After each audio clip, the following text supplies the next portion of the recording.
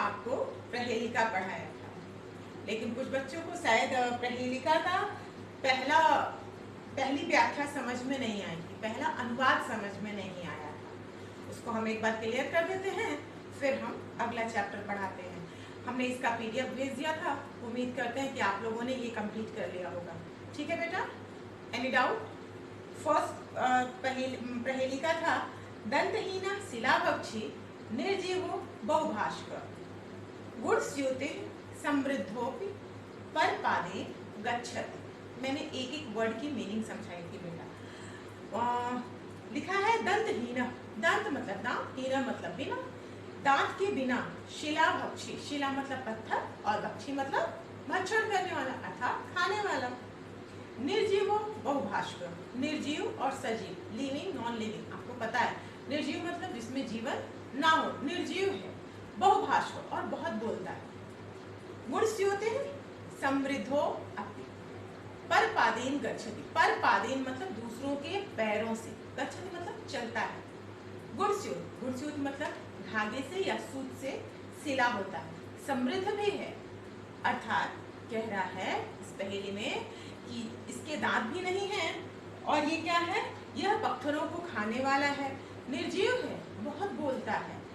ये क्या है, सूत या रस्सी से सिला हुआ है, समृद्ध भी है और यह परंतु यह दूसरों के पैरों से चलता है। बताइए यह क्या है?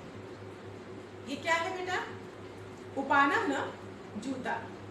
ठीक है, जूता मतलब आपने देखा है शोकेस में काफी कॉस्टली महंगे जूते भी रखे होते हैं और जूता हमेशा दूसरे ही पहन के उसको चलते हैं और वो धागे से भी सिला होता है, सिला होता है ना बेटा।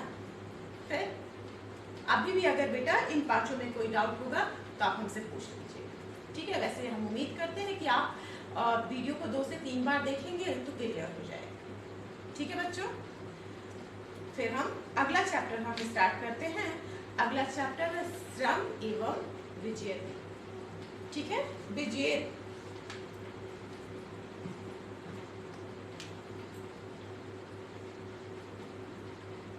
श्रम एवं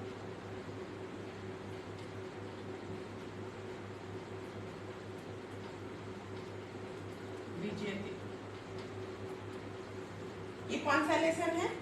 ये है लेसन 8 मीन्स चैप्टर 8, अष्टम पाठ, अष्टम पाठ। सबसे पहले इसकी आप पहले बुक सामने रखिए ताकि एक एक वर्ड्स आपको इसके समझ में आ जाए। आप बुक को भी देखते रहिए, ठीक है, फिर हम आपको इसको क्लियर करेंगे। चलिए फिर हम पढ़ते हैं श्रम एवं विजय। चैप्टर स्टार्ट करें बेटा। चैप्टर का नाम है श्रम एवं विजयते। श्रम मतलब मेहनत, परिश्रम। ठीक है, परिश्रम की ही हमेशा विजय होती है या हमेशा परिश्रम ही जीतता है। अमेरिका देशे एकस्मिन् स्थाने सैनिकानाम् आवासाय निर्माण कार्यं प्रचलद आसीत्। बेटा हम एक एक वर्ड की मीनिंग बता रहे हैं, आप एक एक वर्ड ध्यान से देखिएगा। अमेरिका देश है, अमेरिका देश के, एकस्मिन मतलब एक, स्थान मतलब जगह, सैनिका नाम मतलब सैनिकों के, आवासाय मतलब रहने के लिए या आवास के लिए, निर्माण कार्य, निर्माण कार्य मतलब जो कंस्ट्रक्शन का काम चलता है, निर्माण मतलब किसी मकान को बनाने का जो कार्य चलता है। प्रचलित आसित, प्रचलित मतलब चल रहा था। ठीक है, अमेरिका देश में एक स्थान पर सैनिकों के निवास के, आवास निवास, आवास निवास का मतलब जिस घर में वो रहते हैं वहाँ के निर्माण कार्य चल रहा था, अर्थात उनके रहने के लिए घर का निर्माण कार्य चल रहा था।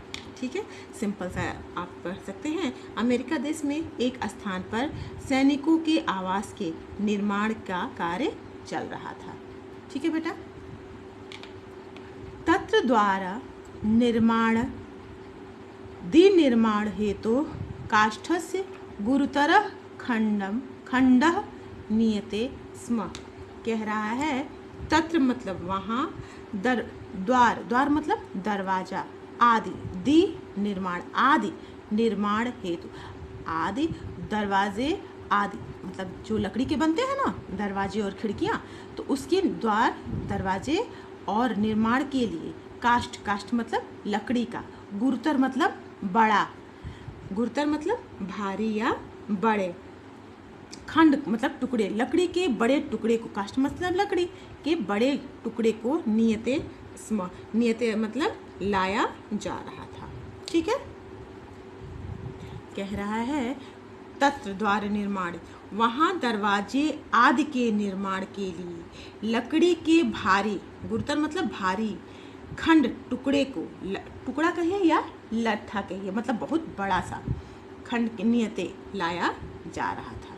ठीक है, कह रहा है कि वहाँ द्वार आदि के निर्माण के लिए लकड़ी के बड़े टुकड़े को लाया जा रहा था। ठीक है, केचित् सैनिका बृहत्कायं तम काष्ठखंडम भूमेः उत्थाप्य यानम आरोप्यतुम यतमाना आसना। एक एक वर्ड को बेटा ध्यान से देखिएगा। ठीक है, तत्र मैंने इसको समझा दिया ना कि तत्र वहाँ द्वार के निर्माण आदि के लिए बड़े लकड़ी के बड़े टुकड़े को लाया जा रहा था। केचिद मतलब कुछ, सैनिका मतलब सैनिकों को, बृहत्काय मतलब वो जो विशाल लकड़ी का, बृहत्कायम मतलब विशाल लकड़ी के, तम काष्ठखंडम, काष्ठ मतलब लकड़ी के खंड को, जो बड़ा लकड़ी का टुकड़ा था, भूमे, भूमे मतलब जमीन से, उत्थाप्य, उत्थाप्य मतलब उठाकर, यानम आरोप्यते मतलब कह रहा है कि उत्थाप्य मतलब उठाकर, यानम मतलब जो यान था, जो साधन था जिसमें उसको रख के वहाँ ले जाया जाना था, आरोप्यत, आरोप्यत मतलब चढ़ाने के लिए, उस पर रखने के लिए। आप जैसे बाइक पे भी कोई सामान रखते हैं या फिर 4 व्हीलर या किसी चीज़ में सामान उठा के उस पर रखा जाता है ना बेटा, वैसे ही क्या किया जा रहा था, कुछ सैनिक क्या कर रहे थे, उस बड़े सी लकड़ी के टुकड़े को भूमि से उठाकर, यान मतलब गाड़ी पे, यतमाना प्रयत्नशील थे, क्या करने के लिए, जमीन से उस भारी सी लकड़ी के टुकड़े को उठाकर यान पर चढ़ाने के लिए। ठीक है, इस 3 लाइन तक कोई डाउट है बेटा? 1 2 3 3 लाइन हमने पढ़ा दिया, तीनों में कोई भी एक भी वर्ड ऐसा है जो आपको क्लियर नहीं हो रहा है? अगर नहीं हो रहा है बेटा तो उसको अंडरलाइन करके रफ कॉपी पे लिख लीजिए, फिर हमसे पूछ लीजिएगा। ठीक है बेटा, किंतु काष्ठस्य अतिभारत्वात् बहुप्रत्यये अपि ते अक्षमा अभवन्। किंतु परंतु क्या था, किंतु वो जो लकड़ी का, जो काठ का, काष्ठ से लकड़ी का जो बहुत भारी था, लकड़ी का जो बहुत भारी, लकड़ी का जो टुकड़ा था वो क्या था, बहुत भारी होने से, बहुप्रत्यय बहुत से प्रयत्न करने पर, बहुप्रत्यय मतलब बहुत प्रयत्न करने, अपि मतलब भी, करने पर भी, ते मतलब वे सब, अक्षमा, अक्षमा मतलब अक्षम और सक्षम, अक्षम मतलब असमर्थ थे। क्या होता, किंतु जो लकड़ी का बहुत भारी टुकड़ा था उसको उठाने में, जो बहुत भारी थे, बहुप्रत्यय बहुत प्रयास करने पर भी वह उसे उठाने में असमर्थ थे, अक्षम या असमर्थ थे। सारे सैनिक मिलकर भी क्या कर रहे थे, उस लकड़ी के टुकड़े को उठा नहीं पा रहे थे, समर्थ नहीं थे उसे उठाने में। ठीक है बेटा, यहाँ तक क्लियर हो गया फर्स्ट पैराग्राफ। तेषां सैनिकानाम एकः नायकः अपि आसीत्, आसीत् के बाद बेटा कॉमा लगा है इसलिए हम यहाँ तक रुक के समझाएंगे, फिर आगे समझाएंगे। तेषां मतलब कह रहा है कि उन सैनिकों का, तेषां सैनिका उन सैनिकों का, एक नायक, नायक मतलब जो हेड होता है, जो कमांड करता है, अपि आसीत्, अपि मतलब भी, आसीत् मतलब था, तेषां उन सैनिकों का एक नायक भी था जो सभी चीज़ों की देखभाल करे, जैसे आपके क्लास के मॉनिटर्स होते हैं, सब चीज़ को देखते हैं ना, कैप्टन प्रीफेक्ट होते हैं, देखते हैं ना बेटा, सेम कंडीशन है। तेषां सैनिका उन सैनिकों का एक नायक भी था, यत दूरत एवं अधिक बल प्रयोगाय तान प्रेरयति स्म। कह रहा है यत वह दूर से ही क्या कर रहा था, यह मतलब जो दूर से ही, अधिक बल प्रयोग अधिक बल प्रयोगाय, अधिक बल प्रयोग करने के लिए। तान मतलब उन्हें, उनको, या क्या कर रहा था, प्रेरित या प्रेरित मतलब उनको क्या कर रहा था, प्रेरित कर रहा था। फिर से समझने की कोशिश करिए बेटा। यह दूरत एवं अधिक बल प्रयोगाय तान प्रेरयति स्म। जो दूर से ही उन्हें और अधिक बल प्रयोग करने के लिए प्रेरित कर रहा था। प्रेरित करना मतलब कहते हैं ना कभी, वेरी गुड बेटा, कीप इट अप, कर लेंगे आप, कहते हैं ना। तो वो दूर से ही क्या कह रहा था, उन्हें और अधिक बल, एक तो वो सारे सैनिक अपना बल पूरा लगा ही रहे थे, वो उन्हें और अधिक बल प्रयोग करने के लिए क्या कर रहा था, प्रेरित कर रहा था। प्रेरित मतलब उन्हें इंसिस्ट कर रहा था कि हाँ, और अधिक जोर लगा के उसे उठाने की कोशिश करो। ठीक है। अत्रांतरे, अत्रांतरे कश्चन तुरंगाधिरूढ़ तत्र आगतः, कह रहा है इसी बीच, अत्रांतरे, अत्रांतरे मतलब कुछ समय के अंतर पर, अत्रांतरे इसी बीच, कश्चन कोई, तुरंगाधिरूढ़, तुरंग मतलब घोड़ा, आरूढ़ मतलब उस पर बैठा हुआ, घोड़े पर सवार या घोड़े पर बैठा हुआ एक व्यक्ति, तत्र मतलब वहाँ, आगतः मतलब आया। कह रहा है इसी बीच कोई घुड़सवार या घोड़े पर बैठा हुआ एक व्यक्ति वहाँ आया। सभारवह्ने अच्छमान सैनिकान विलोक्यन नायकम अवदत्। क्या कह रहा है, जब अत्रांतरे कुछ समय पश्चात घोड़े पर सवार एक व्यक्ति वहाँ आया। सभारवह्ने अच्छमान सैनिकानाम विलोक्यन नायकम अवदत्। सह वह, भारवहन, भार मतलब वो जो भार था उसे उठाने में, उसे उठाने में, अच्छमान, अच्छम, अच्छा मतलब असमर्थ, सैनिकों को देखा। विलोक्यन क्या किया उसने, सैनिकों को देखा। नायकम अवदत्, सैनिकों को देखकर उसने क्या कहा, नायक जो उनका हेड था उनसे कहा। अवदत् मतलब बोला। किम पश्यति भवान, कह रहा है आप क्या देख रहे हैं श्रीमान। यदि एतेषां सहयोगाम भवान कुर्यात् तदा कार्यम सुकरम स्यात्। उसने क्या कहा, जो नायक घोड़े पे बैठ के आया था उसने क्या कहा, किम पश्यति भवान, क्या देख रहे हैं आप, क्या देख रहे हैं। यदि एतेषां, यदि आप, एतेषां मतलब इनकी, यदि आप इनका, सहयोगाम, सहयोग मतलब सहायता, करते, कुर्यात मीन्स करते, तदा कार्यम सुकरम स्यात्, तब यह कार्य, सुकर, सुकर मतलब आसान हो जाता है। कह रहा है यदि आप इनकी सहायता करते तो यह कार्य क्या होता, शीघ्र ही संपन्न हो जाता, या यह काम आसान, सुकर मतलब आसान हो जाता। कोई डाउट है बेटा, कोई डाउट है? अभी हम एक बार फिर से समझा देंगे यहाँ तक। नायक प्रोवाच, नायक ने क्या कहा, नायक ने बोला, किम न वेति भवान, आप क्या, कह रहा किम न वेति भवान। नायक ने कहा किम न वेति भवान, आप ही क्यों नहीं सहयोग कर देते, वेति भवान। अहम एतेषाम अधिकारी अस्मि, कह रहा मैं इनका अधिकारी हूँ। कथ्यम एतैः सह कार्यम कुर्याम, क्या कहा उसने कि मैं तो इनका अधिकारी हूँ। ठीक है, इनके कथ्यम क्यों, इनके संग कार्य करो। कह रहा है उसने क्या कहा, जो घोड़े पे सवार व्यक्ति आया था उसने कहा कि आप अगर इनकी थोड़ी सी मदद करते तो ये काम सरल हो जाता। तो उसने क्या जवाब दिया, उसने कहा कि मैं तो इनका अधिकारी हूँ, मैं यह कार्य क्यों करूँ। तत्कथनम श्रुत्वा सः अस्वसादी अस्वाद अवतरत। ठीक है, यहाँ देखिए कॉमा लगा हुआ है। तत्कथनम उसके द्वारा कहे गए कथन को, श्रुत्वा सुनकर, सह मतलब वह जो घुड़सवार था। अश्वसादी, अश्वसादी मतलब घुड़सवार। अश्वाद घोड़े से, अवतरत उतर कर, उसकी कथन को, किसके, उस अधिकारी के कथन को सुनकर जो घुड़सवार आया था वह घोड़े से उतर कर।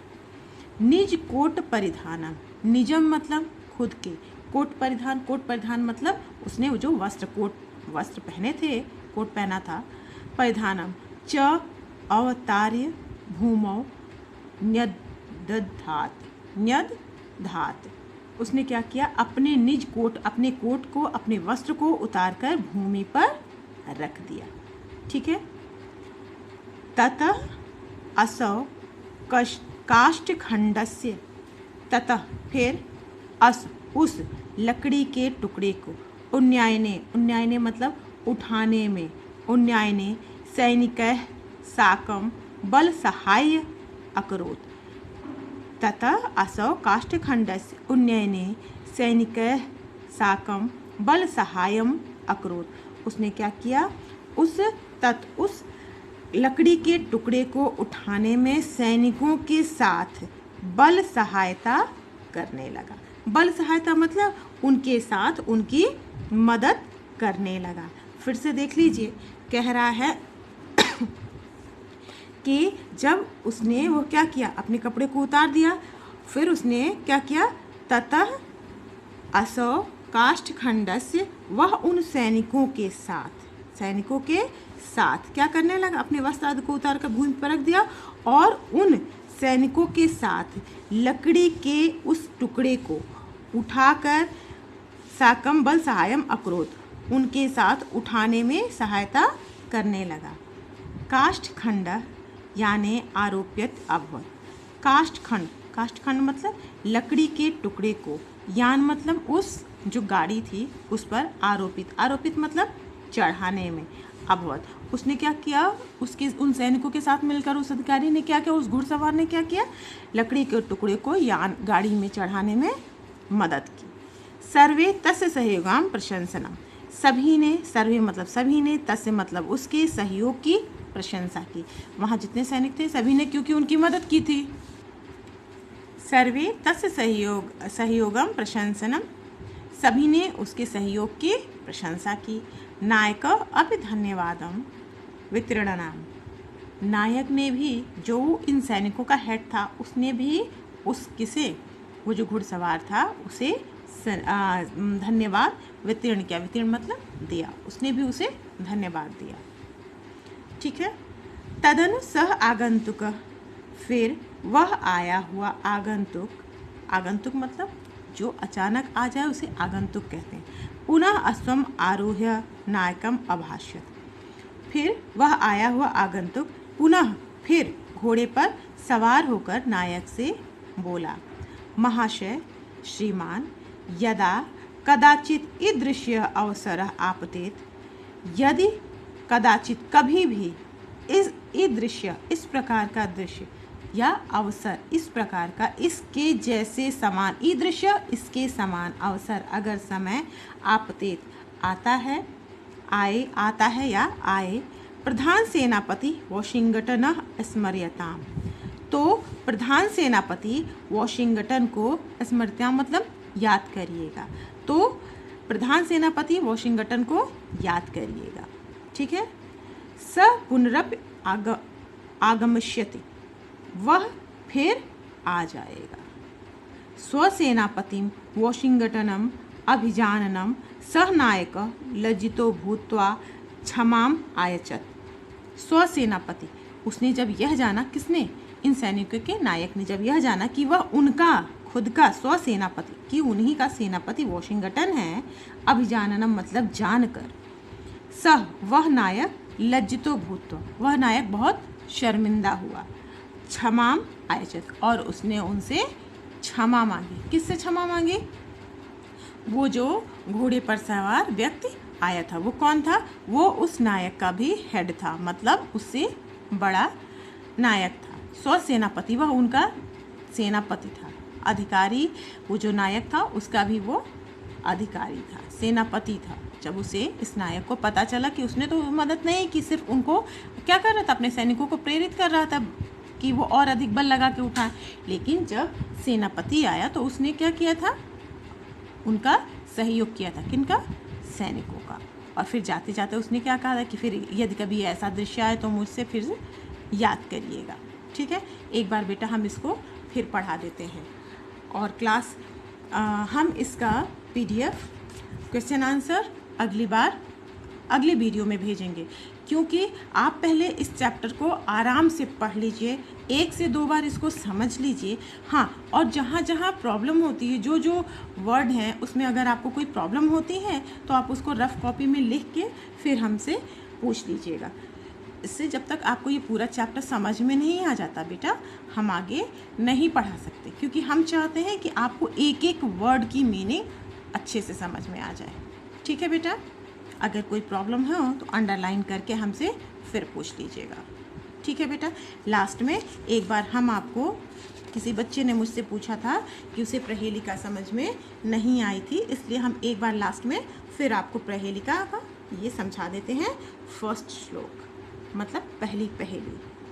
ठीक है बेटा, जिसको भी समझ में नहीं आया था वो इसको अच्छे से समझ लें फिर। ठीक है, दंतहीन शिलाभक्षी निर्जीवो बहुभाष्क गुणस्यूति समृद्धोपि परपादेन गच्छति। दंतहीन दांत के बिना, शिलाभक्षी पत्थर को खाने वाला, निर्जीवो जिसकी में जीवन न हो, बहुभाष्क बहुत बोलने वाला, गुणस्यूति धागे से सिला हुआ, समृद्ध मतलब संपन्न, परपादेन पर मतलब दूसरे के, पाद मतलब पैरों से, गच्छत मतलब चलता है। ठीक है, सारे वर्ड की मीनिंग मैंने बता दी। अब इसको जोड़ के आपको लिखना है।